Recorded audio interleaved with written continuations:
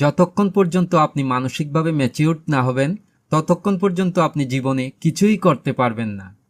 কিন্তু আপনি কি জানেন মানুষ কিভাবে মানসিকভাবে ম্যাচিউরড হয়? মানুষের অপ্রাপ্তি মানুষকে বড় করে তোলে, মানুষের দুঃখ কষ্ট মানুষকে ম্যাচিউরড করে। আর কেউ যখন মানসিকভাবে ম্যাচিউরড হয় তখন সে জানে জীবনে অপ্রাপ্তি, অপূর্ণতা, অবহেলা, দুঃখ, হতাশা, অভাব সব কিছু থাকবে। এগুলো জীবনের একটা স্বাভাবিক ব্যাপার।